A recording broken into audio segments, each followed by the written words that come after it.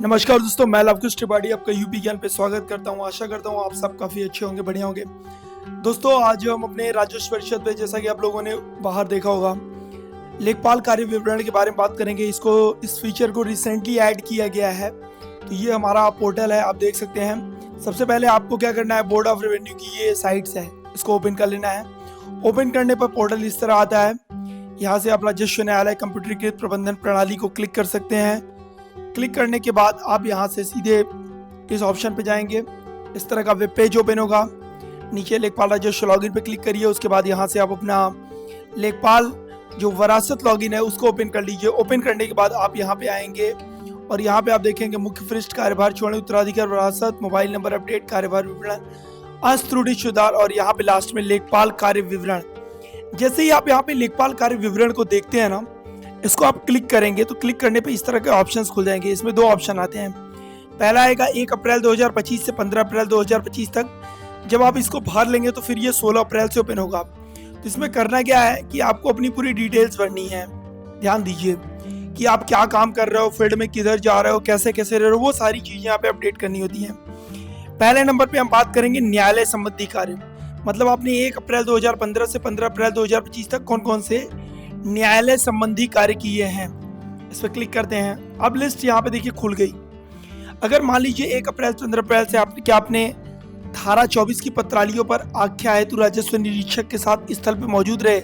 मान लीजिए 1 अप्रैल 2025 से 15 अप्रैल के बीच में 3 पैमाइश आपके द्वारा मौके पर उपस्थित रहे हैं। तो 3 पैमाइश को यहाँ पे आप क्लिक करेंगे और यहाँ पे आप प्राप्त संदर्भों की संख्या 3 लिखेंगे, निस्तारित कितनी हुई वो लिखेंगे, सबमिट करेंगे। सपोज दैट आप मौके पर मौजूद तो रहते हैं लेकिन ये संदर्भ कंप्लीट नहीं हो पाता, तो आप इसको लंबित संदर्भों की सूची में डालेंगे। यहाँ से आप इस चीज का प्रिंट भी ले सकते हैं। दूसरा है धारा 33, आपने कितने वरासत दर्ज किए, कितने वरासतों में आपने रिपोर्ट लगाई, वो भी आप क्लिक करेंगे, सेकंड नंबर पे लेंगे, यहाँ पे आप लिखेंगे, उसको सबमिट करेंगे। नंबर 3 पे धारा 34 की पत्रावलियों पर बयान।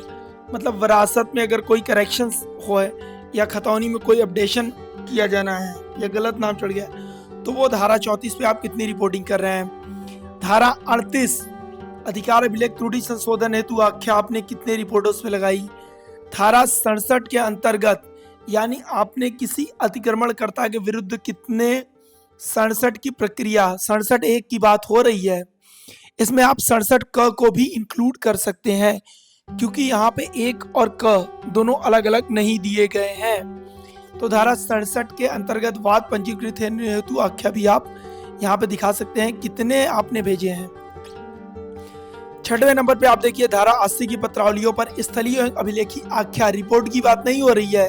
धारा 80 की रिपोर्ट श्रीमान राजस्व निरीक्षक स्तर पर जारी होती है, तो उस चीजों को आपके द्वारा नहीं किया जाएगा। यहाँ पे आप प्राप्त संदर्भों की संख्या को लिखेंगे, सबमिट करते जाएंगे। नेक्स्ट 98 और 99 की पत्रावलियों पर आपने क्या आख्या दी है। 101 यानी जो एक्सचेंज की फाइल होती है, विनिमय की, उस पे आपके द्वारा कितनी रिपोर्टिंग्स की गई है, और धारा 116। तो कुल मिलाकर ये 9 लेबल हैं जो कि आपके न्यायालय संबंधी कार्य को दर्शाते हैं कि आपने न्यायालय संबंधी कार्य कौन कौन से किए हैं। चलिए कुछ और कार्य पे बात करते हैं। अब बात करते हैं दूसरे नंबर पे भूलेख संबंधी कार्य। तो भूलेख संबंधी कार्य पे जैसे ही आप क्लिक करेंगे, पहले 1 पैरा 21 तहसील में उपस्थिति माह में 1 बार। तहसीलों में कितनी बार आप उपस्थित हुए हैं, आपके द्वारा देवी आपदा की रिपोर्ट, देवी आपदा की रिपोर्ट मतलब जो आपने ऑनलाइन कर रखी है, ठीक है, उसकी आपने क्या कोई सजरा वगैरह प्रिपेयर किया है, खसरा बनाया है, सीमा गोतक चिन्हों की सूची को अपडेट किया है, यानी जो पत्थर वगैरह लगाए जा रहे हैं आपके सीमा गोतक चिन्ह, उनको अपडेट किया है, क्या खतौनी आपने कोई नई बनाई है, दिनचर्या, बही आदि प्रपत्र, इन सभी का वर्णन आप इसमें करेंगे। कितने संदर्भ है, कितने निस्तारित हैं, ये आपको भरना है। तो इसके लिए सिंपली है कि जो आपका डायरी है उसको आप मेंटेन करते चलिए, उसको लिखते चलिए, तभी आप इन चीज़ों को कर पाएंगे। पैरा 26 अभिलेख निरीक्षण, उनके उद्धरण देना, कितने खसरे आपने जारी किए हैं। पैरा 28 अभिलेखों का रख रखाव, किसी न्यायालय से प्राप्त आदेश के अनुपालन में व्यक्तिगत सीमा विवादों के मामलों की स्थलीय जांच। कभी कभी क्या होता है कि सिविल कोर्ट से आपको फाइल आ जाती है कि आप इन दोनों के बीच में ये प्रॉब्लम्स है, आप इनके साथ मौके पर उपस्थित रहेंगे। मौके पर उपस्थित रहने के अलावा कभी कभी आपको ये भी आ सकता है कि आप इन दोनों का सीमांकन करके मुझे बताएं। तो माननीय न्यायालय के द्वारा जो भी आदेश आपको दिए जाएंगे आप उनका क्या करेंगे, अनुपालन करेंगे।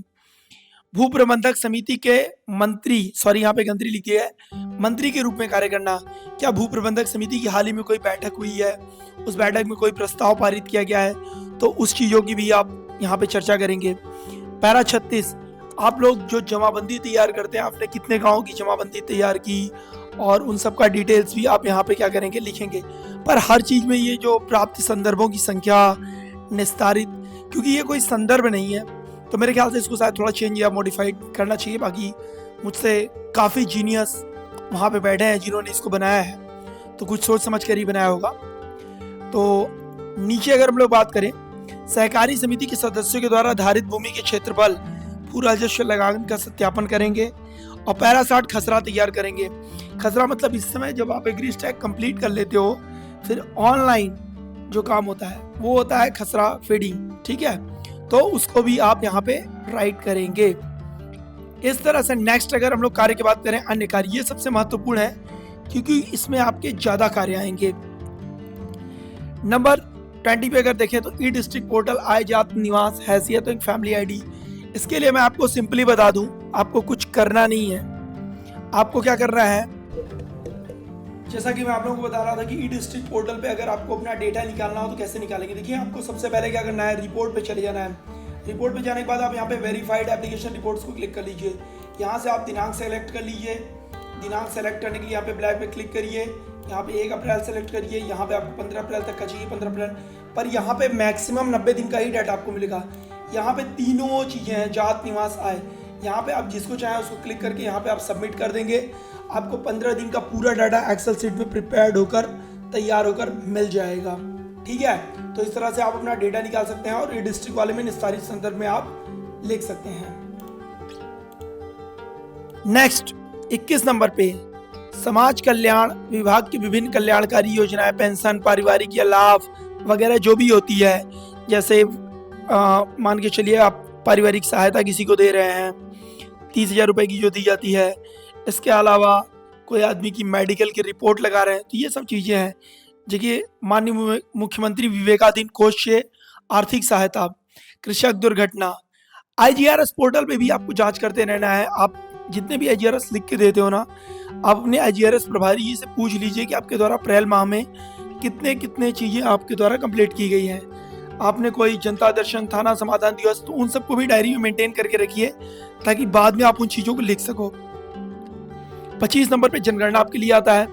शिक्षा विभाग के अंतर्गत मिड डे मील, छात्रवृत्ति, विद्यालय भवन में सुविधाओं की जांच, नकल, रोकथाम, छात्रों को लैपटॉप, स्मार्टफोन आदि वितरण में जो भी सहयोग होता है वो आप मौके पर करेंगे। पर्यावरण विभाग के अंतर्गत भट्टा आदि में पर्यावरण मानक की जांच, ये भी लेखपाल करेंगे। खनन से संबंधित मामलों में जांच, आख्यान, रोकथाम में ड्यूटी। भले ही आपके पास कुछ भी ना हो, लेकिन आपको रोकथाम करना है। सामने वाला सलाह से लैस हो किसी भी चीज़ों से, लेकिन आप फिर भी आप वहाँ पे जाकर उसमें रोकथाम करिए और अपनी ड्यूटी का सही तरीके से पालन करिए। PDS सत्यापन, सहकारी समितियों के गठन, निर्वाचन कार्य में व्यवस्था, प्रशासनिक दायित्वों का निर्वहन। PDS सत्यापन क्या होता है कि बीच बीच में आपको श्रीमान जिलाधिकारी महोदय द्वारा जिस प्रकार से निर्देशित किया जाएगा, आपको राशन कार्ड वगैरह के सत्यापन मिलते हैं, उनका सत्यापन करके देना, ये व्यक्ति सही है या गलत है, ये आपको करना होगा। इस समय ये सबसे ज़्यादा चल रहा है। मतदाता सूची का पुनरीक्षण कार्यक्रम में BLO supervisor duty, computer feeding, EVM centres, तो मोस्टली लेखपाल का पद जो होता है वो सुपरवाइजर, और कहीं कहीं क्षेत्रों में BLO की भी ड्यूटी लगाई जाती है।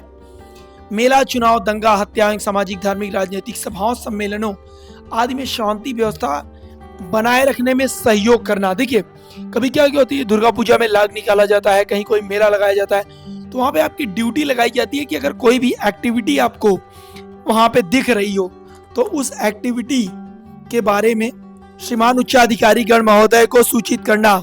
नेक्स्ट आपका 32 नंबर पे आता है प्रधानमंत्री किसान सम्मान निधि योजना, फार्मर रजिस्ट्री योजना, एग्री स्टैक योजना। अगर आपके द्वारा एग्री स्टैक पोर्टल पे किसी भी चीज का संपादन किया जा रहा है या कोई कार्य किया जा रहा है, फार्मर रजिस्ट्री बनाई जा रही है, तो उन चीजों को भी आप मेंशन कीजिए, कितना आपके द्वारा किया गया, कितने उसमें से संदर्भ निस्तारित हो गए, या आप जो सत्यापन वगैरह करते हैं उसको भी आप इसमें देख सकते हैं। अब कृषि गणना, क्रॉप कटिंग, मान लीजिए आपके गांव में 4 क्रॉप कटिंग लग गई और किसी और गांव में 4 क्रॉप कटिंग लग गई, तो ये चीजें आप यहाँ से कर सकते हैं। वृक्षारोपण अभी हाल ही में होने वाला है, क्योंकि बरसात के मौसम आ रहे हैं तो काफी ज्यादा वृक्षारोपण वगैरह भी लगा जाएंगे। तो कितने पौधे आपने उठाए, कितने लगाए, वो भी आपको संदर्भ में ही लिखना पड़ेगा। फिर भी आप चाहें तो श्रीमान उच्चाधिकारी गण से पूछ सकते हैं कि सर इसको कहाँ ऐड करना है। पंचायत विकास, जल जीवन विकास प्राधिकरण, इनकी जितनी भी योजनाएं हैं उन सब में आपको प्रशासनिक सहयोग करना है। जैसे कहीं आरआरसी सेंटर की भूमि चाहिए, खेलकूद के लिए मैदान चाहिए, कहीं रोड बनवाना है, कहीं कोई पंचायत घर बनवाना है, हर प्रकार के कामों में आपको लगना पड़ेगा। आधार कार्ड, जन्म एवं मृत्यु प्रमाण पत्र को बनाने हेतु आवेदनों पर आख्या लगानी पड़ेगी। फला व्यक्ति मृत हो गए हैं या नहीं हो गए हैं, उनके मृत्यु प्रमाण पत्र वगैरह जो एसडीएम सबके कार्यालय में आते हैं, तो कई जगहों पे उस पर भी रिपोर्ट लगाई जाती है। सिविल न्यायालय में शपथ पत्र आदि तैयार कराकर दाखिल करना। कहने का मतलब है जो सिविल कोर्ट्स होते हैं, सिविल कोर्ट्स में अगर कोई व्यक्ति वाद दाखिल करता है तो उस पर आप शपथ पत्र वगैरह बनाकर क्या करेंगे, दाखिल करेंगे। क्रिमिनल वादों में जमानतनामा तस्दीक करना। कभी कभी क्या होता है, खतौनी आ जाती है आपके पास, जिसके आधार पर आप सर्किल रेट के आधार पर जमानत वादियों की जमानत जांच कर यह बताते हैं कि उसकी जो राशि है वो जमानत राशि से अधिक है या नहीं, और उसकी रिपोर्ट आप भेजते हैं। इसमें कहीं भी हाई कोर्ट्स का जिक्र नहीं किया गया है जिसमें लेखपाल स्तर पर शपथ पत्र तैयार कराया जाएगा। केवल सिविल कोर्ट्स के मामलों में ही आपको शपथ पत्र लगाने हैं। तो इस तरह से ये आपका हो गया लेखपाल कार्य विवरण, जिसको आप पूरा ऑनलाइन सबमिट करेंगे। तो कुल मिलाकर आप देख सकते हैं कि 38 प्रकार के कार्यों को विशेष तौर पर लेखपालों के लिए माना गया है। इसमें भी कई ऐसे कार्य हैं जो कि मिक्सिंग कार्य हैं, लाइक जैसे छात्रवृत्ति, विद्यालय भवन विश्वविद्यालय लैपटॉप आदि वितरण कार्य में सहयोग करना, ईवीएम सेंटर सीलिंग्स वगैरह देख रहे हैं, कई कार्यों को एक में ही ऐड कर दिया गया है। तो इस तरह से आपको अपने पोर्टल बनाने हैं, और पोर्टल बनाकर आप लोगों को क्या करना है, अपना जांच करना है और इसको पूरा भरना है। हर 15 दिन पे आपको भरना पड़ेगा। 1 अप्रैल 2015 से 15 अप्रैल तक आप भरेंगे, फिर आपका 16 तारीख से 30 तारीख तक का चालू होगा। ठीक, लेकिन अब मेरे सामने एक समस्या यहाँ पे खड़ी होके आ रही है। अब मेरे पास यहाँ पे एक हल्का दिख रहा है, लेकिन मेरे पास हल्के कितने हैं, 2, एक अतिरिक्त हल्का है। तो अब मैं अतिरिक्त हल्के का करूं क्या? यहाँ पे अगर मैं काम कर रहा हूं तो वहां पे भी मैं काम कर रहा हूं। एक एक दिन में 2-2 जगह काम और 2-2 जगह इस चीजों की एंट्री। फिर आपको अपने IGRS सेपरेट करने पड़ेंगे, आपको अपना ई-डिस्ट्रिक्ट पोर्टल सेपरेट करना पड़ेगा, आपको सारी रिपोर्टें सेपरेट करनी पड़ेगी और पूरा छांट कर भरना पड़ेगा। तो ये एक बहुत बड़ी समस्या लास्ट में आप इस पोर्टल पर फेस करने वाले हैं लेखपाल कार्य विवरण पे। तो इसी के साथ मैं अपनी वाणी को विराम देता हूँ। आशा करता हूँ मेरी द्वारा दी गई जानकारी आपको अच्छी लगी होगी। तो चैनल को लाइक, सब्सक्राइब कर दीजिएगा। धन्यवाद।